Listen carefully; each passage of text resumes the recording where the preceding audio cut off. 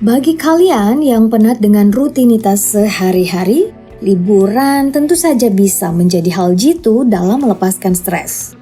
Nah, kali ini kita akan membahas hal yang berhubungan dengan liburan. Tapi ada yang berbeda. Kalau yang kamu bayangkan tempat yang indah-indah saja, di sini kita akan membahas tempat wisata yang sebaiknya jangan kamu datangi di malam hari. Kenapa? Kalau penasaran, yuk simak aja.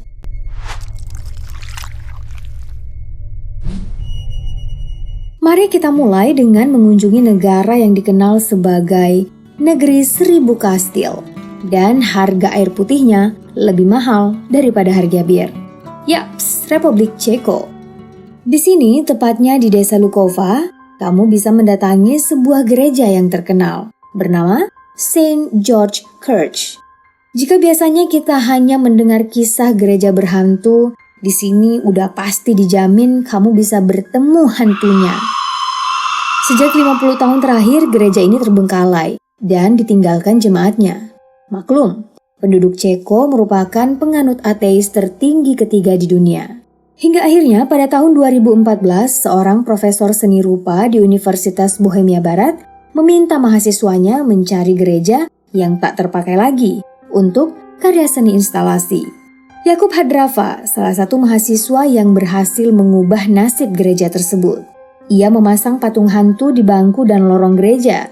Kabar itu segera menyebar dan pengunjung mulai berdatangan dari berbagai negara. Para pengunjung juga memberikan sumbangan untuk membantu perbaikan gereja di sana. Siang aja, udah seram kan? Gimana kalau malam-malam? Oke, selanjutnya mari kita terbang ke Jepang. Di Osawano, Provinsi Toyama, terdapat sebuah taman yang menjadi rumah bagi 800 patung. Patung-patung itu dibuat pada akhir tahun 1980-an atas permintaan pengusaha lokal terkemuka bernama Mutsuo Furukawa. Beberapa patung dibuat berbentuk dewa, sisanya orang-orang yang ia kenal seumur hidupnya dan ingin dikenang selamanya. Ia juga memesan patung berbentuk dirinya. Taman ini ia harapkan bisa menjadi tempat relaksasi dan tempat berwisata sehingga bisa meningkatkan kesejahteraan masyarakat setempat. Dan benar, kabar mengenai taman ini belakangan jadi sangat populer di kalangan wisatawan yang selalu datang setiap hari untuk melihat ornamen rumput yang aneh. Mereka menjuluki taman ini sebagai Furiai Sekubutsu no Sato, yang berarti desa tempat bertemu patung Buddha. Namun makin hari patung-patung itu berubah jadi hitam karena lumut. Dan tak sedikit orang yang mengaku pernah merasakan patung itu bergerak, terutama saat menjelang malam. Ngeri. Tapi Osawano bukan satu-satunya desa yang menyeramkan di Jepang.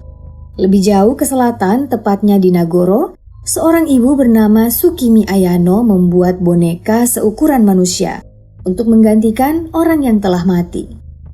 Awalnya ia memutuskan kembali ke kampungnya dan meninggalkan kota Osaka untuk merawat rumah lamanya sejak kedua orang tuanya meninggal. Ia mencoba menanam benih, namun sering diganggu oleh burung-burung. Lalu ia akhirnya berpikir untuk membuat orang-orangan sawah yang berbentuk menyerupai ayahnya. Setelah itu, ia justru semakin asyik membuat boneka karena merasa tidak lagi kesepian. Tanpa terasa, selama 10 tahun lebih berlalu, ia telah menciptakan lebih dari 500 boneka, jauh melebihi jumlah penduduk setempat.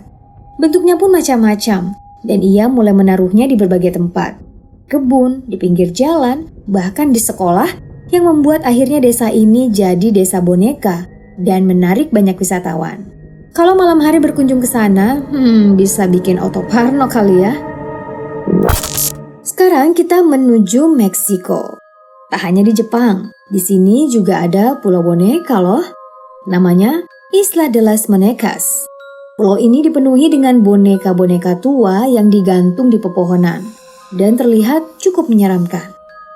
Kisah Pulau Boneka dimulai dari seorang pria bernama Don Julian Santana Barrera yang pergi meninggalkan keluarganya pada pertengahan abad ke-20 untuk mengasingkan diri di sebuah pulau di Danau Tesuilo.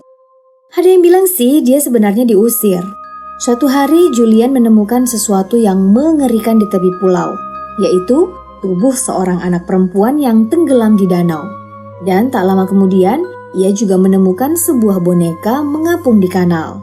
Karena sendirian di pulau itu, Julian pun mengambil boneka itu dan menggantungnya di pohon untuk menenangkan roh gadis dan tidak menakut-nakutinya.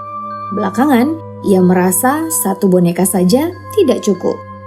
Selama 50 tahun kemudian, Julian mengambil boneka dari sampah dan menggantungnya di banyak pohon di pulau itu.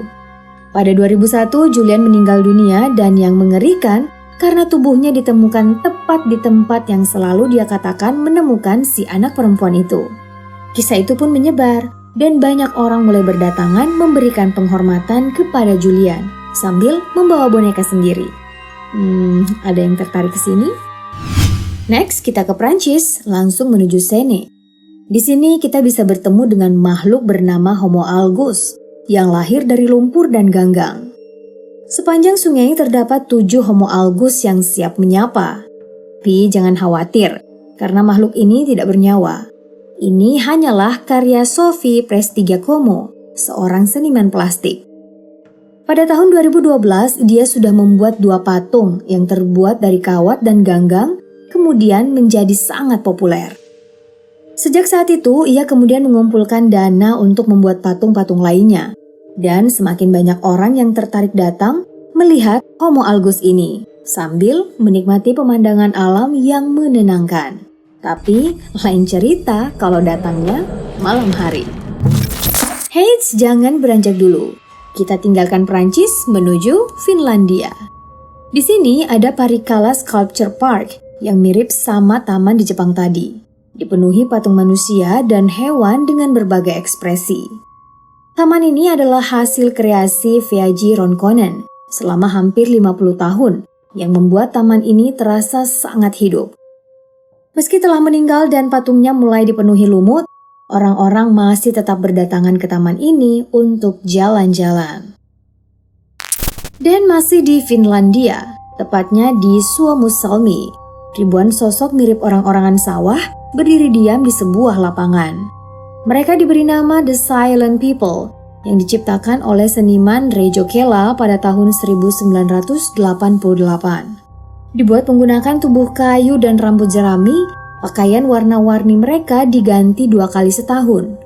Reijo tidak pernah memberikan penjelasan di balik karya seninya ini. Ia membiarkan para pengunjung memberikan interpretasi mereka sendiri. Dan banyak yang bilang ini mewakili mereka yang hilang selama pertempuran brutal yang terjadi selama Perang Musim Dingin tahun 1939 hingga 1940 antara Finlandia dan Rusia. Yang pasti saat musim salju, orang-orangan ini tampak jauh lebih mengerikan.